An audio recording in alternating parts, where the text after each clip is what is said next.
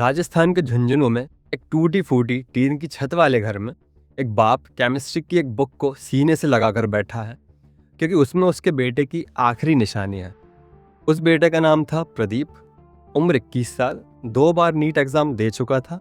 दोनों बार मार्क्स कम रह गए थे। तीसरे अटेम्प्ट के बाद एग्जाम हॉल से बाहर निकलते ही उसने अपने पापा को गले से लगाया और रोते हुए बोला, पापा, इस बार मुझे डॉक्टर बनने से कोई नहीं रोक सकता।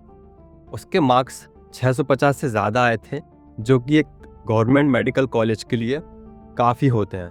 ठीक उसके 9 दिन बाद सरकार ने वो पूरा एग्ज़ाम कैंसिल कर दिया और कुछ दिनों बाद प्रदीप ने अपनी जान दे दी। प्रदीप अकेला नहीं था, कम से कम 50 बच्चे इसी एक फैसले के बाद हमेशा के लिए इस दुनिया से चले गए। ये कहानी है मई 2026 की, पर आज मैं जो आपको पूरी सच्चाई बताने वाला हूँ वो सिर्फ मई 2026 की ही नहीं है। ये कहानी असल में शुरू होती है 1 साल पहले 2025 में, और उस साल जो हमें बताया गया था वो साफ साफ झूठ बोला गया था। एक ऐसा झूठ जिसे खुद सरकारी एजेंसियों ने सच कहकर हम पर थोप दिया था।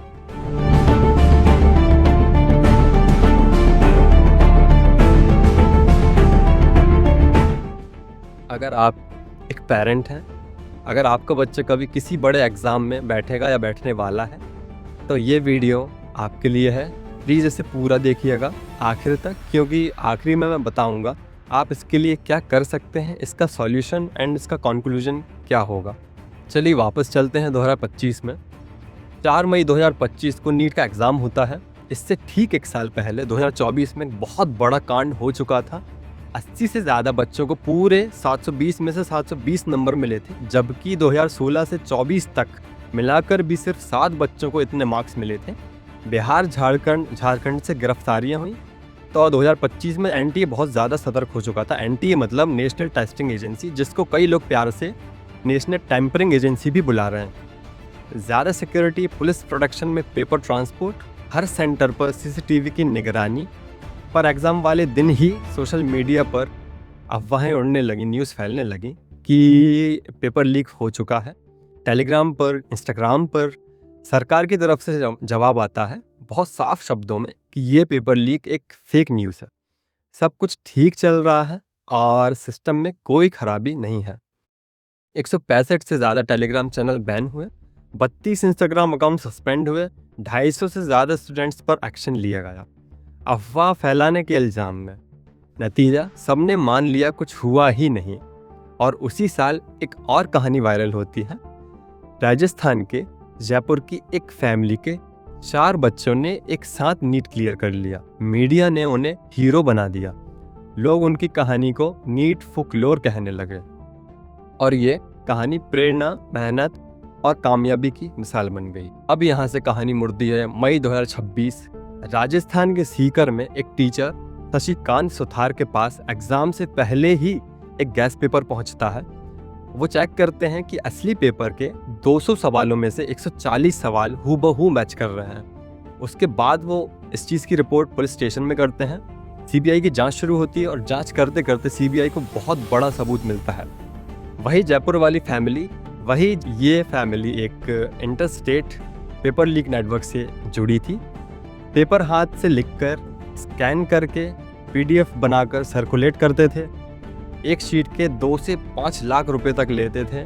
और सबसे चौंकाने वाली बात, जांच में सबूत मिलते हैं यही नेटवर्क 2025 के पेपर से भी जुड़ा था। मतलब जिसे हमें अफवाह बताया जा रहा था, जिसके लिए स्टूडेंट्स को सजा तक दी गई झूठ फैलाने के नाम पर, वो झूठ नहीं था।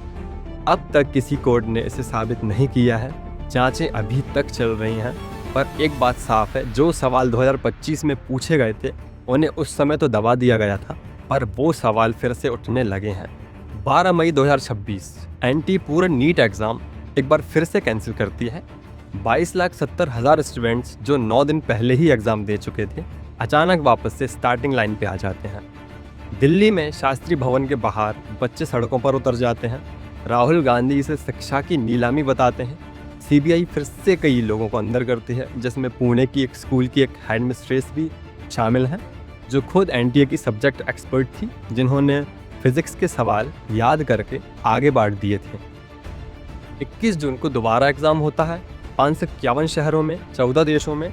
और आज जब मैं ये वीडियो बना रहा हूँ, एक 20 जुलाई तक रिजल्ट भी आने की उम्मीद है। लाखों बच्चे एक बार फिर से इंतज़ार में हैं। चलिए वापस आते हैं प्रदीप की बात पर। प्रदीप के चाचा श्रवण कुमार उस दिन गुस्से में चिल्लाए थे, क्या ये लोग एक पेपर की हिफाजत तक नहीं कर सकते जो लाखों बच्चों का भविष्य तय करते हैं। प्रदीप अकेला नहीं था, एक और बच्चा ऋतिक मिश्रा, जिसने अभी पिछले साल ही हंसते हुए अपना बर्थडे सेलिब्रेट किया था, उसने भी इसी मंथ सुसाइड कर लिया। रिपोर्ट्स के मुताबिक कम से कम 50 स्टूडेंट्स ने अपनी जान गंवाई इस पूरे एजुकेशन क्राइसिस में। ये सिर्फ आंकड़े नहीं हैं, हर स्टूडेंट के पीछे उसके पेरेंट्स हैं जो आज भी एक बुक को सीने से लगाकर बैठे हैं। इसी बीच दिल्ली के जंतर मंतर पर एक और बहुत बड़ी लड़ाई चल रही है। सोनम वांगचुक, वही इंजीनियर इनोवेटर जिससे 3 इडियट्स का lead character Phunsukh Wangdu inspire हुआ था, पिछले 16 दिनों से भूख हड़ताल पर बैठे हैं। उनकी मांग है कि शिक्षा मंत्री का इस्तीफा हो इस पूरे पेपर लीक की जवाबदेही के तौर पर। साथ ही लद्दाख से जुड़ी उनकी पुरानी मांगें भी शामिल हैं। 10 दिनों में उनका वजन 8 किलो से ज़्यादा गिर चुका है। डॉक्टर्स लगातार रूटीन चेकअप कर रहे हैं। सोनम वांगचुक ने कहा कि स्टूडेंट्स की कोई गलती नहीं थी, गलती सिस्टम की है, फिर भी भुगतना बच्चों को पड़ रहा है। दिलचस्प बात यह है कि वांगचुक ने खुद माना है कि लद्दाख से जुड़ी उनकी कुछ मांगों पर सरकार ने हाल ही में कदम उठाए हैं, पर उनकी एजुकेशन मिनिस्टर के इस्तीफा वाली मांग अब तक अनसुनी है। 2025 में जो झूठ बोला गया, 2026 का पेपर लीक, ये अकेली घटनाएं नहीं है, ये एक बहुत पुराने पैटर्न का हिस्सा है। 2013 मध्य प्रदेश का व्यापम घोटाला, 2015 AIPMT लीक, सुप्रीम कोर्ट को पूरा एग्ज़ाम कैंसिल करना पड़ा, 2017 SSC CGL, 2018 CBSE leak, 2021 Rajasthan का रीट, 2022 बिहार का BPSC, 2024 यूपी पुलिस भर्ती 48 लाख कैंडिडेट्स प्रभावित हुए, और फिर लगातार 3 साल 2024, 25 और 26 में NEET exam leak. India Today की एक एनालिसिस बताती है कि 2019 से अब तक भारत में 65 से ज़्यादा पेपर लीक्स हो चुके हैं। एक्सपर्ट्स कहते हैं पूरा सिस्टम ओवरलोडेड है। NTA अकेली एजेंसी हर साल 20 से ज़्यादा बड़े एग्जाम्स कंडक्ट करती है। सिर्फ 4 सबसे बड़े एग्जाम्स में ही 60 लाख से ज़्यादा कैंडिडेट्स अपीयर होते हैं। पार्लियामेंट में एक सवाल के जवाब में सरकार ने खुद बताया था कि NTA के पास सिर्फ 22 डेप्यूटेशन स्टाफ है इतने बड़े काम के लिए। सबसे पहले पेपर सेट होता है, फिर वो प्रिंट होता है, फिर वो ट्रांसपोर्ट होता है, उसके बाद जाकर वो एग्ज़ाम सेंटर पहुंचता है। हर स्टेज पर कुछ लोग शामिल होते हैं, ज़्यादातर लोग आउटसोर्स्ड होते हैं, और पेपर अक्सर सेंटर पर 2 से 3 दिन पहले ही पहुंच जाता है। तो लीक की एक पूरी विंडो खुली रहती है जहां से पेपर इजीली लीक हो सकता है। विपक्ष ने सरकार को घेरा, कुछ नेताओं ने तो नीट एग्ज़ाम खत्म करने तक की मांग रख दी। सरकार की तरफ से इसे एजुकेशन माफिया नेक्सस बताया जा रहा है, और खुद शिक्षा मंत्री धर्मेंद्र प्रधान ने माना कि कमांड चेन में सेंध लगी है।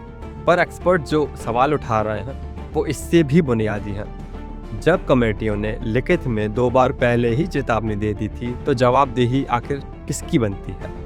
अच्छी बात यह है कि कुछ कदम उठाए जा रहे हैं। 2024 का public examinations act paper leak करने वालों के लिए 10 लाख रुपए तक का जुर्माना, 5 साल जेल, एजेंसियों के लिए 1 करोड़ रुपए का जुर्माना और 4 साल का बैन। नीट 2027 से कंप्यूटर बेस्ड टेस्ट फॉर्मेट में होगा, पेपर छपेगा ही नहीं। पूर्व इसरो चीफ के राधाकृष्णन की कमेटी NTA को पूरी तरह ऑटोनोमस बनाने की सिफारिश कर रही है। चीन और साउथ कोरिया में हर एक कैंडिडेट के लिए एक अलग क्वेश्चन पेपर होता है जो एक डिजिटल डेटाबेस से जनरेट होता है। बल्क लीक लगभग नामुमकिन है। यही भारत के लिए भी सुझाया जा रहा है। एनक्रिप्टेड डिजिटल डिलीवरी हो, हर पेपर पर वाटरमार्क्ड QR कोड हो, and GPS tracked transport system हो। 20 जुलाई को नीट री एग्ज़ाम का रिजल्ट भी आ जाएगा। किसी का सिलेक्शन होगा, किसी का नहीं, पर याद रखिए उस टीन की छत वाले घर को, उस किताब को, उस बाप को जो अभी भी अपने बेटे का इंतज़ार कर रहा है। असली सवाल रिजल्ट का है ही नहीं, असली सवाल है अगली बार कोई और प्रदीप फिर इसी सिस्टम की चपेट में आता है या नहीं। अगर आप एक पेरेंट हैं, चाहे आपका बच्चा भी छोटा हो या बड़ा हो, ये सवाल आपके लिए भी उतना ही ज़रूरी है। क्या आपको लगता है क्या ये सिस्टम बदल सकता है? कमेंट में ज़रूर बताइए, वीडियो शेयर कीजिए ताकि ज़्यादा से ज़्यादा पेरेंट्स तक ये सच पहुँचे। और अगर आप चाहते हैं आपके बच्चों का बचपन स्क्रीन में नहीं सीखने और खेलने में गुजरे तो ये चैनल सब्सक्राइब ज़रूर कीजिए। मिलते हैं अगली वीडियो में, तब तक के लिए पीस। जय हिंद।